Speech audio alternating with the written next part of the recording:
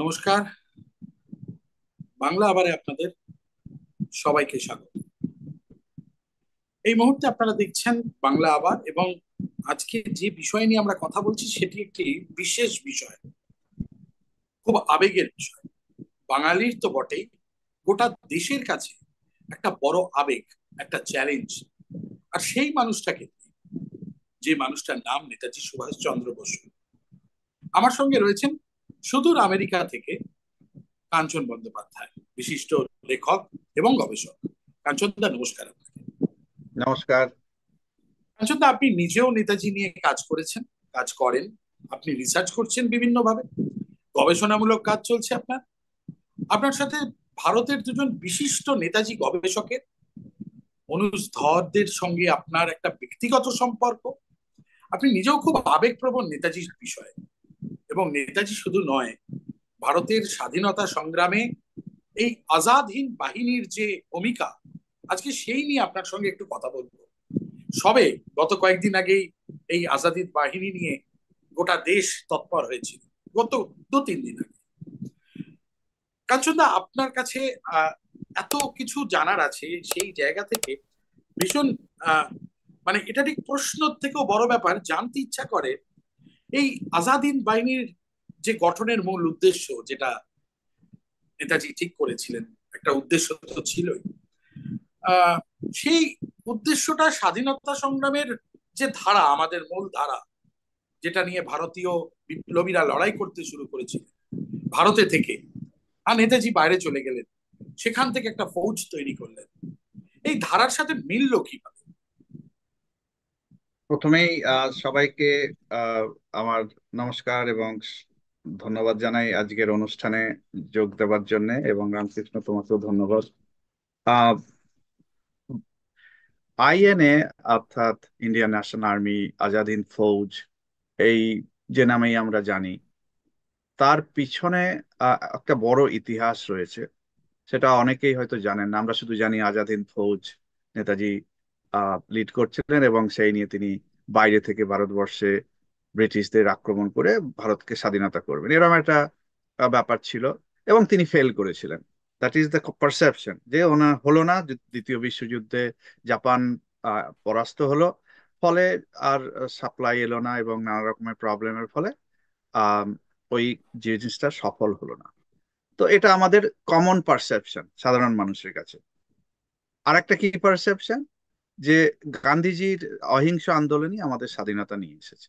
এটা আর একটা পারসেপশন। তো এগুলো সমস্ত আমি বলবো যে এই ন্যারেটিভ গুলো তৈরি করা হয়েছিল কারণ বিশিষ্ট লোকেদের এবং বিশিষ্ট অর্গানাইজেশন, বিশেষ করে কংগ্রেস, ন্যাশনাল কংগ্রেসের স্বার্থে অনেকখানি এইরকম ভাবে ইতিহাসটাকে আমাদের কাছে উপস্থাপন করা হয়েছে। তার কারেকশন এখনো হয়নি। অনুজ ধর, চন্দ্রচূড় ঘোষের মতো অনেকে, ওরা দুজন বিশেষ করে, এবং অনেকেই এই নিয়ে গবেষণা করে অনেক কিছু করা সত্ত্বেও পাবলিক ইমেজটা এখনো সেই খুব একটা যে পাল্টেছে তা নয় এই ব্যাপারে। তো যাই হোক, তো একটু পিছনের দিকে যেতে হবে। তিনটে stream, you have to think of three streams. একটা হলো নেতাজি যখন দেশে আছেন, কংগ্রেসের সঙ্গে ওনার মতে মিলছে না। উনি বুঝে গেছিলেন যে এই যে কংগ্রেস, এটা হচ্ছে কম্প্রোমাইজড কংগ্রেস। এদের সঙ্গে ব্রিটিশদের কি সম্পর্ক, সেই নিয়ে ওনার সন্দেহ জেগেছিল। যে আচ্ছা, এরা তো আবার হাত মিলিয়ে কাজ করছে না তো। এবং ডিরেক্টলি তো ওনাকে বের করে দেওয়া হয়েছে বিভিন্ন জায়গা থেকে, এবং তখন তার ফলে উনি বীতশ্রদ্ধ হয়ে উনি ফরওয়ার্ড ব্লক গঠন করলেন। তারপরে উনি সুযোগ খুঁজছিলেন যে বড় কিছু করা যায় কিনা। তো এটা একটা নেতাজির নিজস্ব ধারা। দ্বিতীয় ধারা যেটা হচ্ছে আমাদের ক্যাপ্টেন মোহন সিং, যিনি আহ ব্রিটিশ আর্মিতে ছিলেন। তিনি জাপানিদের হাতে ধরা পড়েন যুদ্ধের সময়, এবং তার সঙ্গে আলাপ হয় ওখানকার যে জাপানের যে ইন্টেলিজেন্স বিভাগের মেজর ফুজিওয়ারা ইয়াইচি। উনি ছিলেন জাপানিজ ইন্টেলিজেন্স অর্গানাইজেশনের একজন বড় মানুষ। তার সঙ্গে ক্যাপ্টেন মোহন সিং এর আলাপ হয় ওনাকে ক্যাপচার করার পর।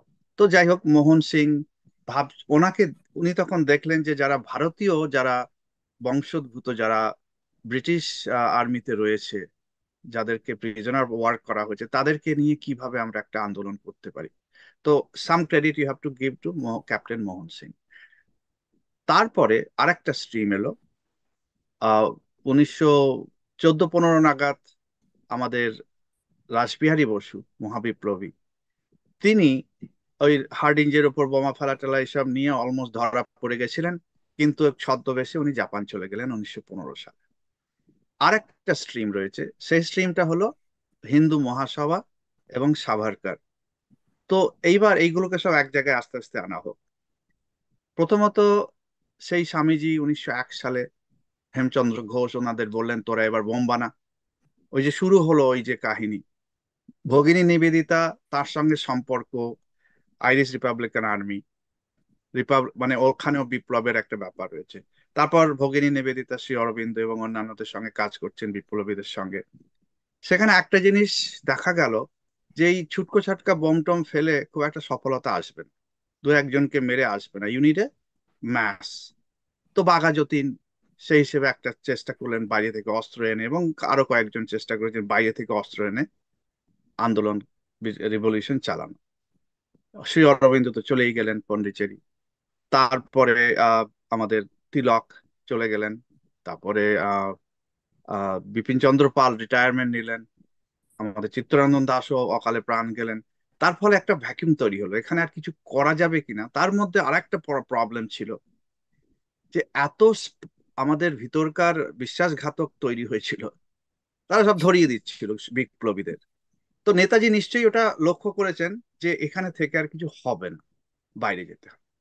তো 1940 সালেই নেতাজি সাভারকারের সঙ্গে মিট করলেন, এবং সেই দীর্ঘ মিটিং এর পর মোটামুটি ঠিকই হলো যে নেতাজি দেশ থেকে বাইরে যাবেন।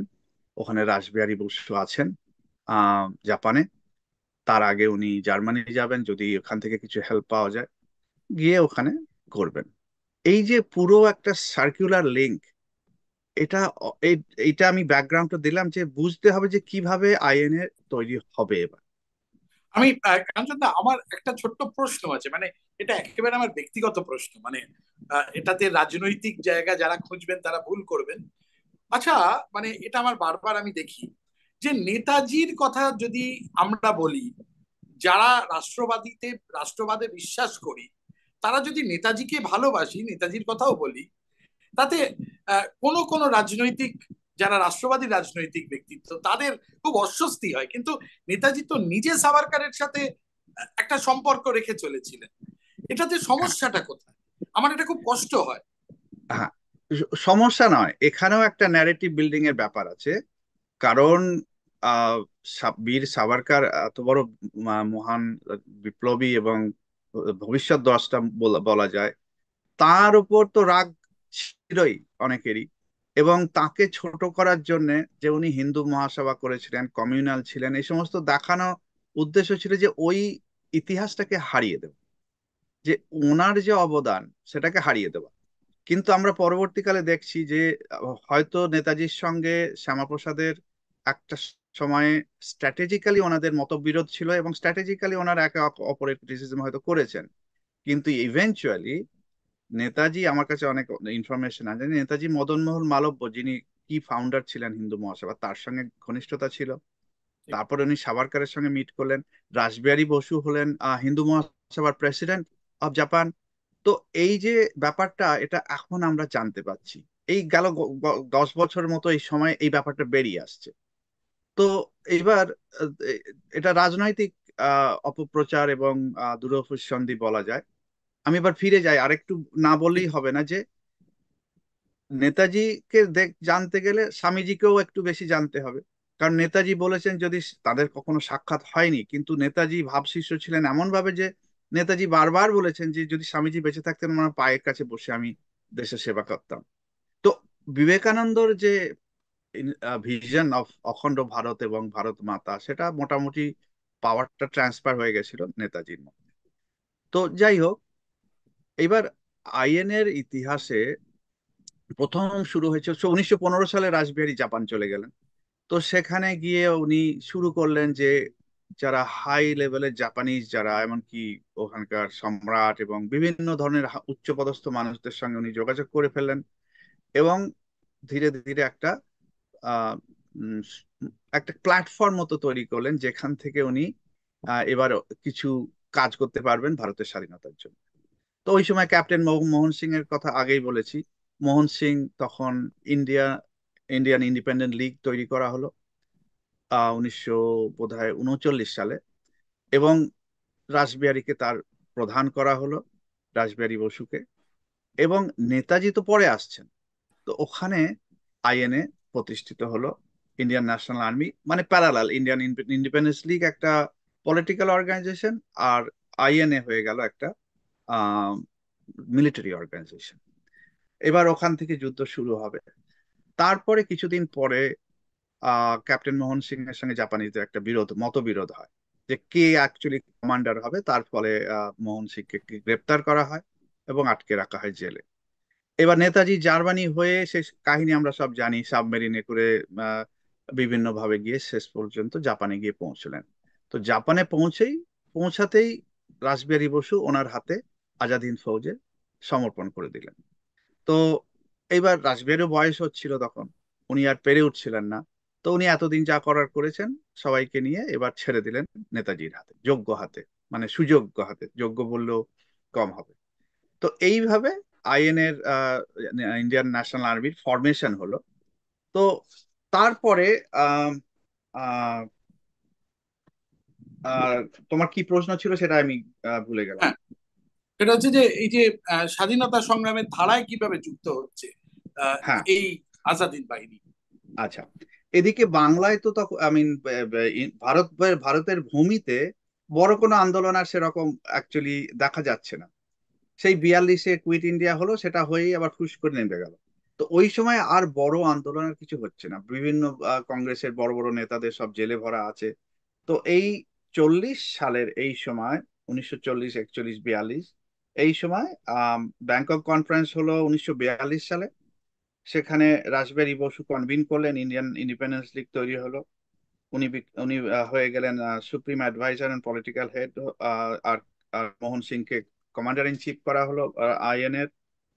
তারপরে নেতাজি যখন এলেন তখন 1943 সালে, ওনার ড্রিমটা তো আমরা জানি এখন, যে উনি চাইছেন সশস্ত্র আন্দোলনের, বিপ্লবের, সশস্ত্র আক্রমণের ইয়েতে ব্রিটিশ সরকার তখন দ্বিতীয় বিশ্বযুদ্ধে পর্যুদস্ত হয়ে গেছে, এই সময় আঘাত হানা।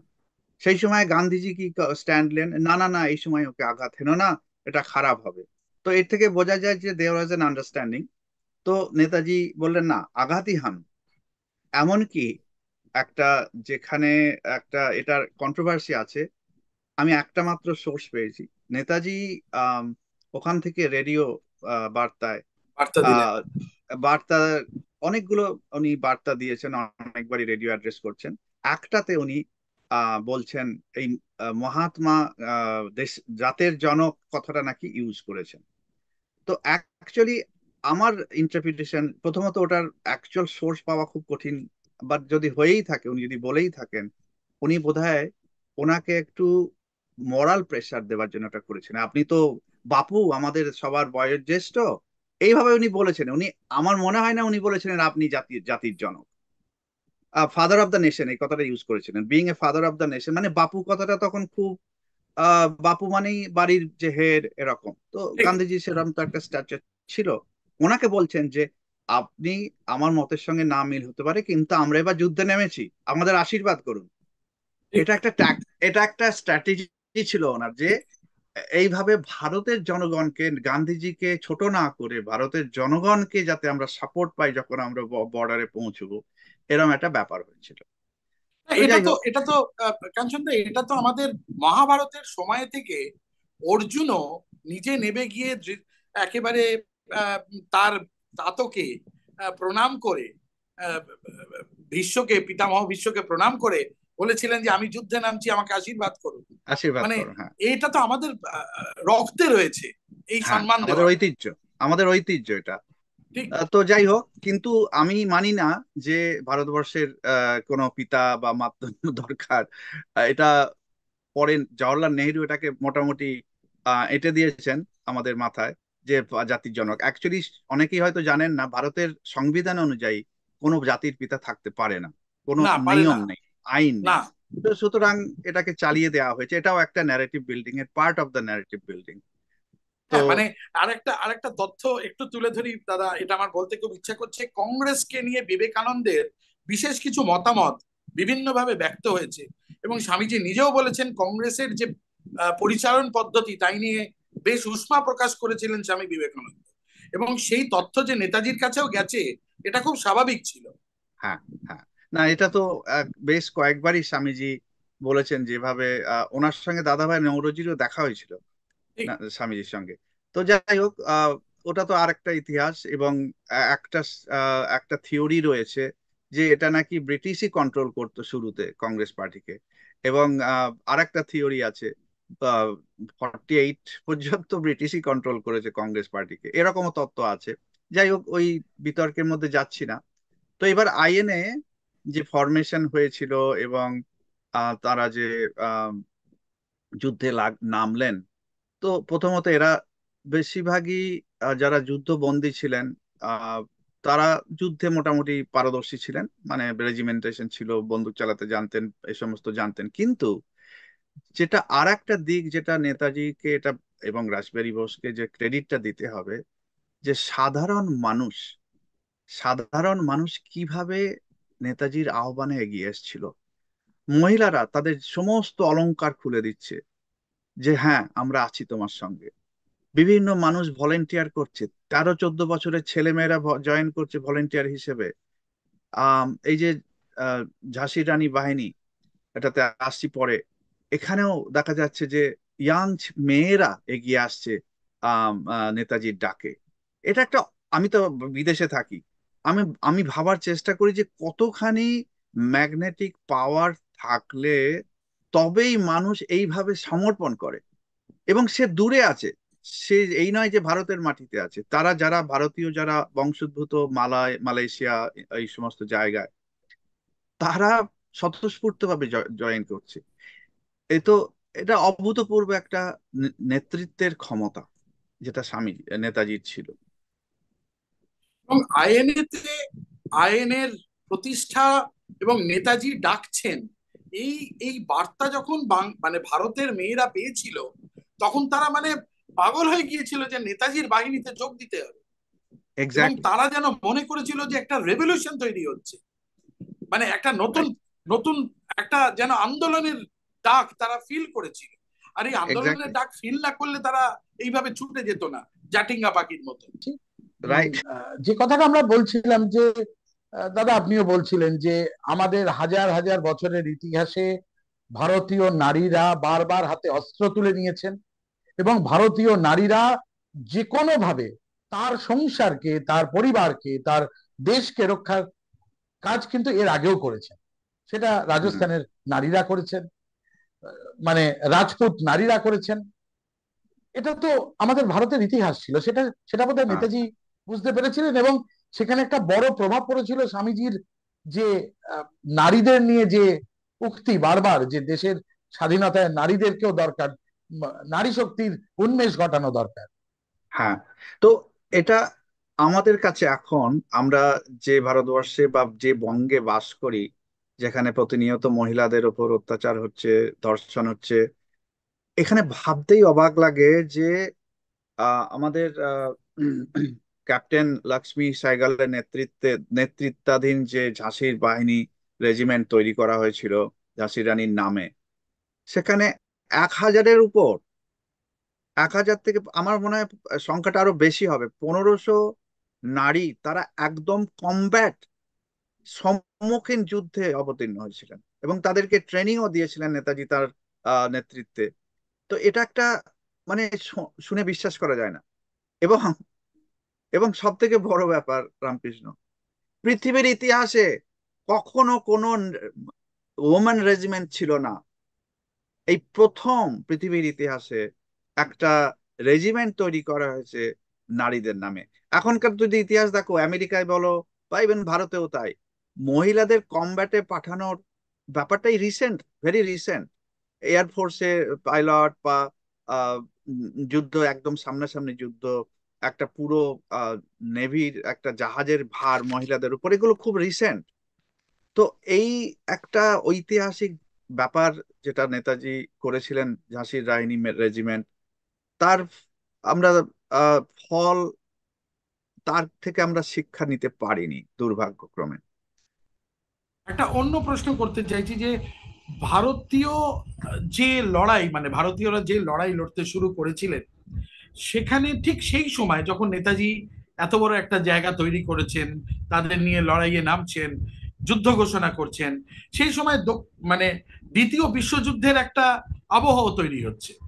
এবং সেই সময়টায় যেন নেতাজি নেতাজির যে স্বপ্নগুলো ছিল অনেকগুলো জায়গায় ধাক্কা খাচ্ছেন। সেই জায়গাটাকে দাদা আপনি যদি একটু বলেন যে সেই সময়টার। হ্যাঁ, তো নেতাজি মোটামুটি বুঝেই গেছিলেন। মানে আমি আহ, আমার জানা একজন খুব কাছের, যিনি নেতাজিকে কাছ থেকে দেখেছেন, তার কাছ থেকে আমি শুনেছি ছোটবেলায় যে নেতাজির কিছু আহ ঐশ্বরিক একটা ক্ষমতা ছিল। উনি নাকি দেখতে পারতেন ভবিষ্যৎ। এবং শাহনাজ খান তার আজাদিন ফৌজ ও নেতাজি বইয়ে লিখেছেন, অনেকগুলো ঘটনা তিনি দিয়েছেন, যেখানে দেখা যাচ্ছে যে আহ নেতাজি আগে থেকে প্রেডিক্ট করে দিচ্ছেন যে এখন এইবার বম্বিং হবে, বা এবার এখান দিয়ে আমাদের চলে যেতে হবে, এরকম অনেক রকমের প্রেডিকশন। তো কিন্তু এই দ্বিতীয় বিশ্বযুদ্ধেরও যে জাপানের পতন হবে এবং তাকে অল্টারনেটিভ কিছু করতে হবে, এটা উনি বুঝে গেছিলেন। এবং সেই জন্য তিনি প্রিপারেশনই নিচ্ছিলেন অলরেডি। যে কথা আপনার সঙ্গে হচ্ছিল যে দ্বিতীয় বিশ্বযুদ্ধের কথা আপনি বললেন, আরেকটা জায়গায় আমরা যেতে চাইছি, সেটা হচ্ছে যে ভারতীয় যে স্বাধীনতার যে সংগ্রাম, তার যে ভারতীয়দের ভেতরে যে উন্মাদনা, তাতে আইএনএ নেতাজি সুভাষচন্দ্র বসুর যে আইএনএ যে মূল তথ্য এবং যে মোটর ওপরে নির্ভর করে তৈরি হলো, নতুন করে তৈরি করা হলো, তা ভারতীয়দের ভেতরে অদ্ভুতভাবে সঞ্চারিত হলো, নতুন প্রজন্মের কাছে সঞ্চারিত হলো। সেই জায়গাটা যদি আপনি একটু ব্যাখ্যা করেন। হ্যাঁ, তো যেটা বলেছিলাম আগেই যে 42 সালের পর আর কোনো বড় আন্দোলন ভারতবর্ষে হয়নি within the boundaries of the land. কিন্তু ইতিমধ্যে আমাদের 21শে অক্টোবর 1943 সালে আমাদের আজাদ হিন্দ ফৌজ গভর্নমেন্ট অলরেডি গঠন করা হয়ে গেছে। প্রায় ডজন খানেক, 10 থেকে 12টা দেশ অলরেডি তার স্বীকৃতি দিয়ে দিয়েছে। তার supreme leader, prime minister, foreign minister এবং এই সমস্ত ব্যাপার আজাদ হিন্দ গভর্নমেন্ট অলরেডি তৈরি করে নিয়েছে। আর তারপরে আন্দামানে পতাকা তোলা হয়েছে। তারপরে উত্তর পূর্ব ভারতেও পূর্ব ভারতের যেটা আম, এখন সেভেন সিস্টার বলে, ওখানেও পতাকা উঠেছে, ভারতবর্ষের স্বাধীন ভারতের পতাকা। তো মোটামুটি আহ যেটা একটা আমাদের ইতিহাস থেকে বাদ দিয়ে দেওয়া হয়েছে যে ভারতবর্ষের যদি প্রথম সরকার গঠন হয়ে থাকে, যেটা বাইরের থেকে হয়েছিল, সেটা আজাদ হিন্দ গভর্নমেন্ট। এবং তার নিজস্ব ব্যাংক ছিল, নিজস্ব টাকা পয়সা ছিল, নিজস্ব আইন কানুন সমস্ত তৈরি করা হয়েছিল। সেই হিসেবে ভারতবর্ষের, নতুন ভারতবর্ষের, আমি বলছি মডার্ন ইন্ডিয়া, ভারতবর্ষ তো হাজার হাজার বছরের পুরনো, এই নতুন ভারতবর্ষের প্রথম প্রধানমন্ত্রী হলেন আমাদের নেতাজি সুভাষচন্দ্র বোস। এই খবরটা কিন্তু ঠিক মতো ভারতবর্ষে আসেনি, বরঞ্চ কংগ্রেস থেকে এবং বিশেষ করে কমিউনিস্টদের থেকে চেপে অপপ্রচার দেওয়ার চেষ্টা চালানো হয়েছিল। হয়েছিল। হ্যাঁ, না চেপে দেওয়া নয়, উল্টো অপপ্রচার করা হয়েছিল, যদি ঠিক। বাই চান্স আজাদ হিন্দ ফৌজ চলে আসে, জাপানিরা আমরা আবার আমাদের ভারতবর্ষকে দখল ঠিক। করে নেবে, এক ব্রিটিশ যাবে আর এক জাপানি আসবে। এমনকি নেতাজিকে তোজো ওখানকার জাপানি ঠিক। হেডের বলেছিল তোজোর কুকুর, তোজোর কুকুর। ঠিক। এই রকম ভাবে অপপ্রচার চলছে। So, নেতাজির ঠিক। আইএনএ যে এত বড় কাজ করছে, এটা কিন্তু ভারতবর্ষের মানুষ জানতে পারছেন। কিন্তু কিন্তু আমরা আগামী যে এডিশন আমাদের আসছে, পরের সপ্তাহের যে সেশনটা হবে, সেখানে আমরা দুজন বিশিষ্ট মানুষকে নিয়ে আসব। দুজনেরই বংশ, তাদের বাবা বা বাবারা এই আইনের সঙ্গে ডিরেক্টলি যুক্ত ছিলেন। একজন ছিলেন নেতাজির পবিত্রমোহন রায়, তিনি ওনার সিক্রেট সার্ভিসটা দেখতেন। এবং আর আচ্ছা। একজন বিপ্লবী। দুজনের দুই পুত্রকে আমরা আশা করছি সামনের এপিসোডে পাবো। এখান থেকে দেখলে দেখা যাবে যে এই যে সিক্রেট সার্ভিসের কাজ কিন্তু সারা ভারতবর্ষে চলছে, এবং বিভিন্ন যত সংগঠন, বিভিন্ন রাজ্যে যে সমস্ত সংগঠন ছিল যেখানে নেতাজির প্রভাব রয়েছে, সব জায়গায় অ্যাক্টিভেট হচ্ছিল। এবং একটুখানি না ফিরে গেলেই হয় না যে সাভারকারকে আবার বলা হয় উনি নাকি যুদ্ধের সময় ব্রিটিশদের সহায়তা করেছিলেন। বাট অফকোর্স উনি কি করছিলেন? উনি, ওনার স্পিচ 1930 সাল থেকে যদি স্পিচ দেখি সাভারকারের, উনি বারবার বলছেন যারা হিন্দু মহাসভার যারা সংগঠক, ব্রিটিশ আর্মিতে যত পারো হিন্দুদের রিক্রুট করো, যত পারো আর্মিতে ঢোকাও, এবং এমন একটা দিন আসবে যখন বন্দুকটা উল্টো দিকে ঘুরিয়ে দেবো। এটা বারবার সাভারকার বলছেন। এই এই ব্যাপারটাকে মিসইউজ করছে ওনার যারা বিরোধী, ওনাকে যারা দেখতে পারে না, যে উনি নাকি ব্রিটিশদের সঙ্গে কোঅপারেট করেছিলেন। আদৌ না, বরঞ্চ ব্রিটিশের সঙ্গে কোঅপারেট করেছেন গান্ধীজি এবং কংগ্রেস পার্টি যুদ্ধের সময়। ঠিক। তো যাই হোক, এই যে নেতাজির যে একটা মানে একটা অন্তঃশরীরে একটা প্রভাব, আইএনএর প্রভাব সারা ভারতবর্ষে বিভিন্ন ভাবে চলছিল, যেটা বাইরে প্রকাশ ছিল না, তার প্রকাশটা হয়েছিল পরে। আহ সাভারকার, এমনকি আহ রাসবিহারী বসু, সবাই, অনেকেই অনেকেই বলেছেন যে আহ আমাদের চলো জয়েন করি ব্রিটিশ আর্মিতে, এবং হাজার হাজার ছেলে মেয়ে জয়েন করেছিল। এবং তার ফলটা আমরা পরে দেখতে পেলাম যে সাভারকার কতখানি ভিশনারি ছিলেন। তার আগে সাভারকারের আর একটা ইতিহাস আছে। মুঞ্জে, বিআর মুঞ্জে, যিনি হিন্দু মহাসভার একজন বড় মানুষ ছিলেন, এবং আবার আরএসএস এর প্রতিষ্ঠাতা ডক্টর হেডগেভারেরও খুব কাছের ছিলেন। ঠিক। তো মুঞ্জে, উনি ইটালি গেছিলেন, ওখানে গিয়ে তিনি মুসোলিনির সঙ্গে দেখা করেছেন, এবং তিনি ওখানকার যে কার্যকর্ম, ইয়াং ছেলে মেয়েদের মিলিটারি ট্রেনিং দেয়া, সেসব নিয়ে এসে ফিরে আসেন। নাও এইখানে একটা অপবাদ দেয়া হয় আরএসএস থেকে, যে আরএসএস ফ্যাসিস্ট বিকজ মুসোলিনির কপিতে কপি করেছেন। Actually that's totally wrong. Munje নিজে দুটো মিলিটারি স্কুল খুলেছিলেন ওইসব শিখে এসে, সেখানে তিনি হিন্দুদের রিক্রুট করতেন, যে ট্রেনিং দাও, আর্মি ট্রেনিং দাও, এবং তার সঙ্গে আরএসএস এর কোনো সম্পর্ক ছিল না। এবং সাভারকার বলছেন সব আর্মিতে যোগ দাও। এই যে একটা ব্যাপার ঘটছে, এটা কিভাবে পরিস্ফুটিত হচ্ছে পরে। তো 43 সালে, 1943 সালে একটি আহ বিদ্রোহ হয়েছিল। সেই বিদ্রোহটা কথা আমরা বেশিরভাগ মানুষই জানি না। সেখানে বাঙালি যারা আর্মিতে ছিলেন, এবং তাদের অবদানটা বিরাট, এবং সেই ঘটনা আমরা পুরো ভুলে গেছি। আমি বলছি ঘটনাটা কিভাবে হলো। যে 1943 সালে বেশ কতজন বাঙালি তারা রিভোল্ট করলেন। রিভোল্ট করার ফলে তারা ধরা পড়ে গেলেন। আমি আহ, বেশি সময় নেই, সেই জন্য আমি সবার নাম আমি নিতে পারবো না। তো বেশ কিছু বাঙালি, তাদেরকে ফাঁসি দেওয়া হয়েছিল, যারা আর্মির এগেনস্টে, ব্রিটিশ আর্মির এগেনস্টে রিভোল্ট করেছিল। সেটা ছিল 43 সাল। এইবার এটা ফেল হলো। এইটাই প্ল্যান ছিল যে ব্রিটিশের এগেনস্টে রিভোল্ট করতে হবে। সেটা 46 সালে হলো বড় আকার। ওখানে একদিকে আইএনএর যারা সোলজার যারা বেঁচে ফিরেছেন তাদের ট্রায়াল চলছে, একটা মেকি ট্রায়াল লালকেল্লায়, এবং সেখানে বড় বড় লোকেদের ট্রায়াল হলো, এবং বেশিরভাগ মানুষেরই মৃত্যুদণ্ড হলো না। এবং যেহেতু ওরা ব্রিটিশের এগেনস্টে, তখনও তো ব্রিটিশ রাজ করছে, তো সেখানে আহ আহ সেই খবরটা চেপে রাখার চেষ্টা করেছিল ব্রিটিশ। ভেরি, মানে খুব চেষ্টা করেছিল যাতে বাইরে না বেরোয়। এই খবরটা যে লিক আউট হয়ে গেল, তখন সারা ভারতবর্ষে আগুন জ্বলে গেল, যে নেতাজির সৈন্যদের তোমরা ট্রায়াল করছো। যে মানুষটা ভারত থেকে ছেড়ে বাইরে, এবং যারা ওনাকে জয়েন করেছেন আইএনএ তে, তারা সমস্ত জীবন দাও করে তারা ভারতের স্বাধীনতার জন্য লড়াই করছে, তাদের ট্রায়াল হচ্ছে। যাই হোক, ঠিক। আহ নেহেরু দেখলেন এই সুযোগে একটু যদি সিম্পাতি পাওয়া যায় নিজের ধান্দার জন্য, উনি কোট টোট পরে নিলেন, আইনের হয়ে কাজ করতে লাগলেন। কিন্তু উনি জানতেন ভালো করেই, আমরা সবাই এখন জানি যে এটা ফেক ছিল, এটা ফেক ছিল। যাই হোক, সেই প্রভাবটা গিয়ে পড়লো প্রথমে বম্বেতে। ওখানে যে নেভি, নেভিতে প্রথম রিভোল্ট শুরু হয়ে গেল। বেশ কিছু জাহাজ, 30-40টা জাহাজ পুরো ক্যাপচার হয়ে গেল, ভারতীয় পতাকা উঠে গেল, এবং রাস্তায়, বম্বের রাস্তায় কদম কদম বাড়ায়ে যা আর নেতাজির বাড়াই ছবি নিয়ে বেরোলো। ঠিক। এবার তুমি বলো ঠিক। যে এটা কি করে সম্ভব হলো? নেতাজি তো নেই, ও হাউ ইজ ঠিক। It possible?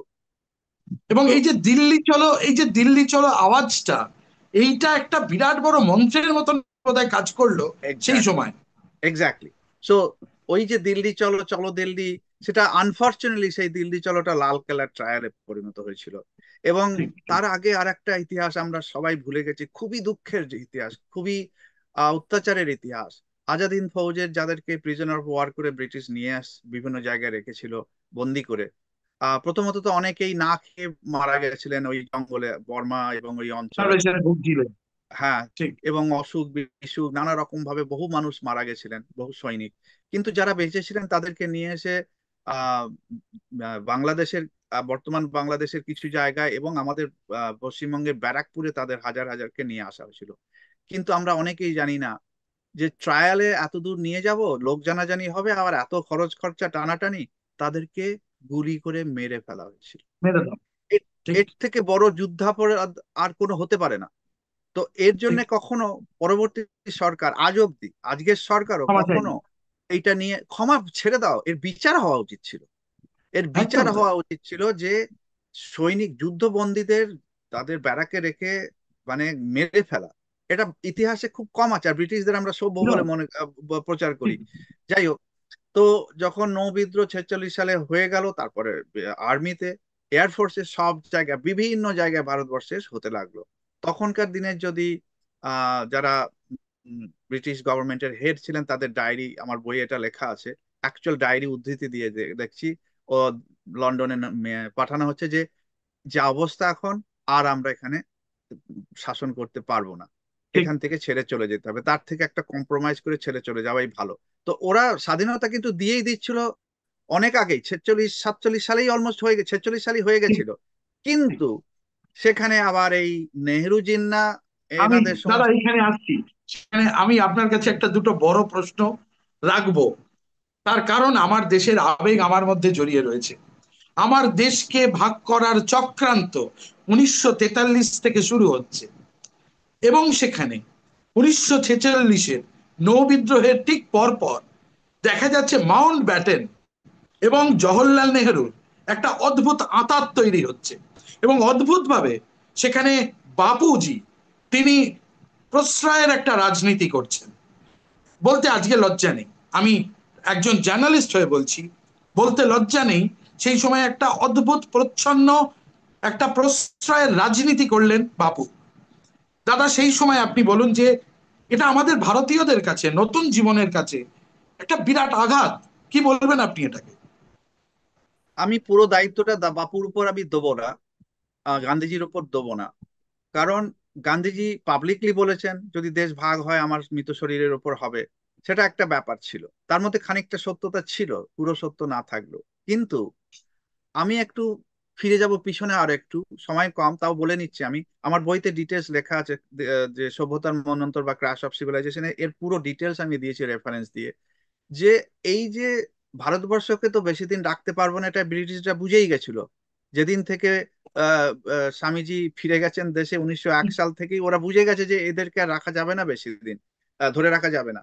তো তখন থেকে ওরা প্ল্যান করছিল। এবং মাউন্ট ব্যাটেনের যে যখন বার্মাতে ছিল, তখন ওর যে এইড ছিলেন যিনি ভারতীয়, তিনি একটা সারিলা, তিনি একটা বইতে লিখেছেন যে এই যে ভারতবর্ষকে ভাগ করে দেওয়া এবং ভারতবর্ষের একটা অংশকে নিজের কন্ট্রোলে রাখার এই যে পরিকল্পনা, এটা 1920 সাল থেকেই, মানে মুসলিম লীগ গঠনের আগে থেকেই ওদের মাথায় ছিল। তারপরে যখন অ্যাটলি যখন প্রাইম মিনিস্টার হচ্ছে এবং ইয়ে ছেড়ে দিচ্ছে, চার্চিল ছেড়ে দিচ্ছে, চার্চিল আর জিজ্ঞেস করছে আর অ্যাটলিকে যে আচ্ছা, স্বাধীনতা দেবে দেবে ঠিক আছে, দিয়ে দাও, আমাদের জন্য যেন একটা জায়গা রেখে দিও। মানে একদম এটা বহু ঐতিহাসিক ভাবে পাওয়া গেছে। তো আমাদের জন্য যে জায়গাটা রেখে দেবে সেটা হবে পাকিস্তান। পাকিস্তানকে একটা জিও পলিটিক্সে একটা স্ট্র্যাটেজিক একটা জায়গা, যেখানে থাকলে তাদের কন্ট্রোল থাকবে, ওদিকে মিডল ইস্ট, ওদিকে Russia, China, there is a centre they wanted. তো মুসলিম লীগকে এইভাবে আস্তে আস্তে এম্পাওয়ার করা হলো, ফ্লোট করা হলো। জিন্নাকে যে ট্রেনিং দেওয়া হয়েছিল লন্ডনে, যে তুমি যাও এবার তোমার ক্লেম করো, এগুলো সমস্ত ইতিহাস এখন বেরিয়ে আসছে। তো এখানে পুরোপুরি গান্ধীজিকে দোষ দিয়ে লাভ নেই, এখানে একটা বড় ষড়যন্ত্র সেখানে। Nehru actually was shocked in. Mount ব্যাটেনের ইয়াস। মাউন্ট ব্যাটেনের ওয়াইফের সঙ্গে আহ, থাকার যে একটা উইকনেস তৈরি হলো, সেই সমস্ত সুযোগ। এবং নেহেরু তখন চাইছেন যে যাক যেমন করে হোক, ওকে জিজ্ঞেস করা হয়েছিল যে এত তাড়াতাড়ি তোমরা সারেন্ডার, দেশ ভাগ মেনে নিলে কেন?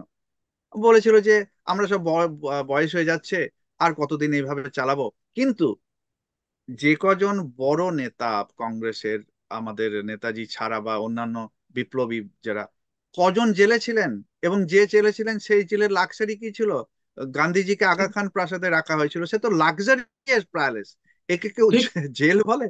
তো এই যে বিনা আত্মত্যাগে, হ্যাঁ, জওহরলাল নেহেরু আত্মত্যাগ নিশ্চয়ই করেছেন, বহুবার জেলে গেছেন, কিন্তু যে যেটা আন্দামানে কালাপানিতে সাভারকারের মতো মানুষরা যে চরম অত্যাচারে জীবন যাপন করেছেন, সেরকম কিন্তু এই আমাদের নেহরুর মতো লিডারদের কখনো হয়নি। তারা মোটামুটি ভালোভাবে। সব্যসাচী সব্যসাচীতে সব্যসাচীতে লিখছেন শরৎচন্দ্র বসু যে তাকে এ দেশ এ দেশ তাকে, এই সব্যসাচীকে বুঝলো না। মানে সে তো নেতাজিকে বর্ণনা করি, শরৎবাবু লিখছেন যে এই দেশ তাকে বহন করলো না, এই দেশ তাকে বুঝলো না, এই দেশের আকাশ তাকে বুঝলো না।